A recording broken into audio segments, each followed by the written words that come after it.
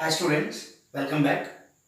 In the earlier class, we discussed about the relative terms health and disease. So come to the health as per the WHO, you know that it is a complete physical, social and mental well-being. So if you talk about the health of an individual, so these are the different conditions need to be maintained to maintain a proper health of a particular individual person. If you go to the first one, is nothing but what we said before is the definition of health. Means so everyone should be physically, socially and mentally well-being. Along with this, everyone should have happy because because of happiness we can truly healthy. This is first definition part. Come to the next one. You know that the health of a person is depend upon two important issues here. One is what? First one is personal hygiene.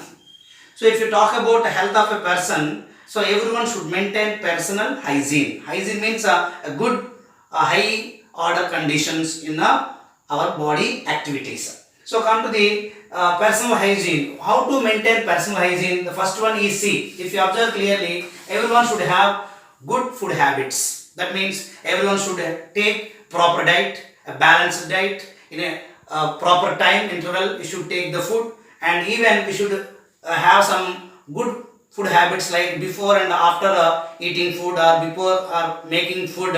We should wash hands regularly. So that is a good food habits. Take quality, nutrient rich food, balanced food every time in order to maintain our body physical fitness and growth also. And second one, everyone should follow wash the hands regularly. Whenever you start an activity, when you are preparing food or when you are eating, before you have to wash your hands because hands contain millions of microbes with us. Therefore, we should do anything before that we have to wash our hands. And second one is one of the activity under personal hygiene. We should brush and bath regularly twice in a day at least. By that what we have to maintain and physical fitness. Along with that, by following some of the good food habits, we can maintain our personal hygiene, and even good dressing is also gives a good impression to the personal hygiene. And come to the next one is nothing but community hygiene.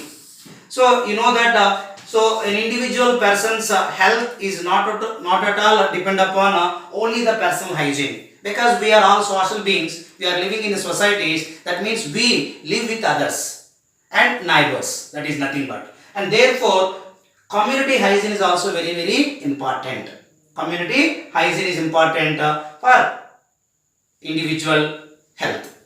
So comes under community hygiene. What are nothing but community hygiene is nothing but public hygiene. We have to maintain not only your body and your house. You need to clean and green the surroundings of your house as so on. So your street, your area, your village, town, everything should be maintained neatness. That is how you know that two departments are working very hard for that. See, proper garbage disposal. So every day we are discarding lot of waste from the houses that are safely discarded by the municipality people or panchayati people from our houses to the what are the forest places, and even drainage management. So the water, the liquids coming from the water coming from our houses, which is channelized by drainage system, and this drainage is blocked, or if any agency is not ensuring this proper drainage. So what happened? Proper drainage is not there, and even what drainage and garbage. So garbage we are generated that should be discarded out by what are called open fields. And even second one, drainage system should be very effective. Therefore, the water from our houses should be channelized to the nearest water bodies. We are all fortunate. Who are living in municipality areas, they have a proper garbage disposal system and drainage management. But come to the villages, it is very poor. There we have to improve such what is the community hygiene. So always personal hygiene related to community hygiene. That means personal hygiene of a person, particular individual, always depend upon community hygiene. If for example, if your community hygiene is very effective, So all the drainage systems are what you call garbage management is very very effective. Even if you are not healthy, that means if you are not maintaining the good food habits, if you are not maintaining the personal hygiene, again you are affected with a particular disease. Therefore, both are necessary. Personal hygiene as well as community hygiene is very important to maintain a proper health of a particular individual. And move on to the next area. Third one is social environment. So social environment means we are living in a society. So that decides the physical environment. So social environment decides physical environment. If you take two examples here, so two areas, that means we are living in different areas. Some people are living in villages and towns and cities, and their system of system of development is different, and the people are having a different different ideology also. But the people who are living in villages, they are very poor in knowledge and they are poor in hygiene. Therefore, most of the people are going out for a defecation purpose. If they defecate the fecal matter out of the what are called open places, so this defecated matter, it goes to what again into our system. That is by what fecal matter. Fecal matter is a source for what you call infection to the people. We'll discuss this, how the fecal matter will enter into the body again. This is what social environment decides physical environment. If the people are illiterates, if they are not having a complete knowledge or complete education about the public hygiene, so they are go for open defecation. It leads to infectious diseases. Whereas another area, if you take, if they have a closed toilets, the people will maintain proper hygiene, physical as well as what you call mental, social. They are very strong. Therefore, they have complete knowledge about the sanitation. So they are all prefer to go for what closed toilets. This is about the social environment decides physical environment. So if the people interest is people knows all the things well, so they can prefer this one. And the people who are not having complete awareness, knowledge or the health issues, so they are go for open. So we have to create awareness in the village people to educate them. So what is the benefits of having closed toilets or the open defecation sites? And come to the next one is the other factor which affects the health of the person is economical conditions. So the person's economical condition is very important, because why? So we need to get more energy. In order to that, we have to eat good quality food. That means a balanced diet, vegetables, fruits, which are costly, but the people economical conditions will also affect the health of the person. Therefore, we have to get employment, because with the people economical status is not same. Some people are rich, some people are below average or below poverty line. So therefore, everyone should have a source of employment. By the employment, they can earn money, and by using that money, they can feed the family with a quality food. That is about economical conditions affects the health of the person. And third, last one is nothing but social equality and harmony. Social equality and harmony is also very important for the health point of view, because the people are, if they treat each other mutually in a healthy way, so the health is also very effective. But if the people are not treated equally, if they mistreat the others, so there is a clash between the people. Therefore, the people who are treated badly, they have some mental what you call illness. They are not psychologically good, and they are can't move with the other people easily, because of they are all separated by the what is called the community. Therefore, everyone equal. That's why social equality and harmony is very important to maintain health of the individual person. And we move on to the next area. Everyone should follow 5F. What is the 5F indicates? 5 means, so 5F. First one is fluids. Second one is fields. Third one is flood. Third one is flood. Next one flies and finger. So 5F.